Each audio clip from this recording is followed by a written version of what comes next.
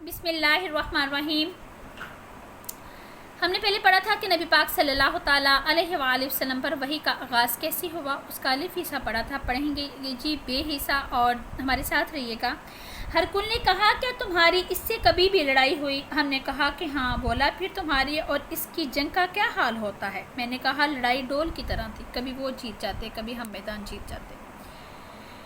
तो फिर हरकुल ने पूछा, वो तुम्हें किस बात का हुक्म देता है? तो वो कहते हैं कि एक अल्लाह की इबादत करो, अल्लाह का किसी को शरीक ना ठहराओ और अपने अबाओ अजदाद दादा की शिर्क की बातों को छोड़कर अल्लाह ही की इबादत करो, नमाज कायम करो, सच बोलो, परहेज़गार बनो और सुलह रहमी से काम का हुक्म देता है। ये सुनकर फिर हरकुल ने कहा, अपने तर्जमान से कहा कि अबू सुफियान से कह दे कि मैंने तुमसे इसका नसब पूछा, तुमने कहा कि हम में आला नसब है और पैगंबर अपनी कौम में आला नसब ही होते हैं। मैंने तुमसे पूछा कि दावा नबूवत की बात तुम्हारे अंदर इससे पहले भी किसी और ने कही, तो तुमने कहा नहीं। मैंने दिल में सोचा कि अगर किसी और ने कही होती तो इसकी तकलीद में वो कहता, लेकिन तुमने कहा नहीं। फिर मैंने पूछा तुमसे कि इसके बड़ों में कोई बादशाह रहा है, तो तुमने कहा नहीं। तो फिर मैंने अपने दिल में सोचा कि अगर इसके बड़ों में कोई बादशाह रहा होता तो ये अपनी बादशाहत हासिल करने और दरबार हासिल करने के लिए ये सब इसने कहा है और पैगंबरी दावा करने से पहले फिर मैंने तुमसे पूछा कि इसने पैगंबरी दावा करने से पहले तुमने कभी इसको द्रोग यानी किसी इल्ज़ाम गोई में देखा या पाया? तो उसने कहा नहीं। फिर मैंने कहा कि जो शख्स किसी आदमियों के लिए या किसी आदमी के साथ द्रोह गोई से बचे, वो अल्लाह के बारे में कैसे झूठी बात कह सकता है? और मैंने तुमसे पूछा कि बड़े लोग इसके पैरोकार हैं या कमज़ोर आदमी? तो तुमने कहा कमज़ोरों ने इसकी इत्तबा की है। तो दरअसल यही लोग पैगंबरों के मुतबाइन होते हैं। और मैंने तुमसे पूछा कि इसके साथ ही बढ़ रहे हैं या कम हो रहे हैं? तो तुमने कहा कि वो बढ़ रहे हैं। और ईमान की कैफियत यही होती है कि जबकि वो कामिल हो जाता है। और मैंने तुमसे पूछा कि आया कोई शख्स इसके दीन से नाखुश होकर मुर्तद भी हुआ है? तो तुमने कहा नहीं। तो ईमान की खासियत भी यही है, जिनके दिलों में उसकी मुसरत रच बस जाए वो इससे लौटा नहीं करते। और मैंने तुमसे पूछा कि आया वो कभी अहद शक्नी करते हैं?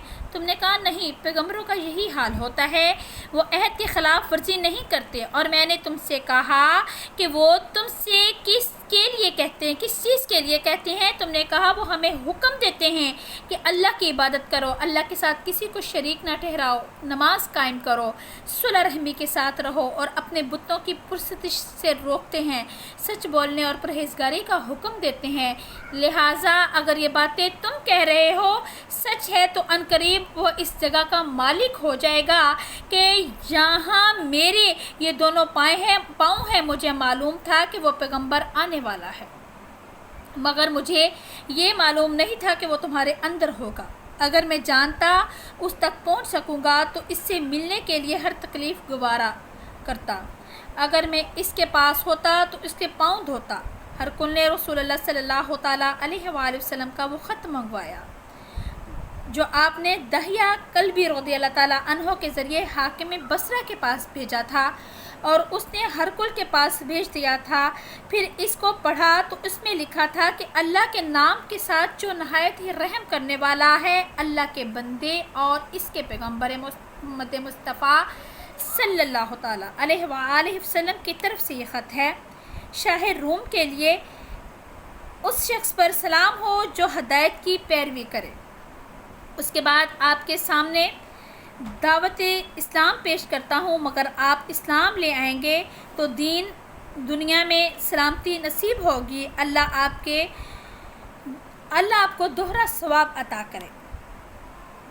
और अगर आप मेरी दावत से रूगर्दानी करेंगे तो आपकी रायागा का गुनाह भी आप पर ही होगा। और ए अहले किताब, एक ऐसी बात पर आ जाओ जो हमारे और तुम्हारे दरमियान यकसा है, وہ یہ کہ ہم اللہ کے سوا کسی کی عبادت نہ کریں اور کسی کو اس کا شریک نہ ٹھہرائیں، اور نہ ہم اس سے کوئی کسی کو خدا کے سوا اپنا رب بنائیں۔ جزاک اللہ جی۔ مزید اس کا آگے حصہ سننے کے لیے میرے ساتھ جڑے رہیے گا، اور میرے چینل کو سبسکرائب کیجیے گا، لائک کیجیے گا، اور اپنا فیڈ بیک ضرور دیجیے گا۔ جزاک اللہ۔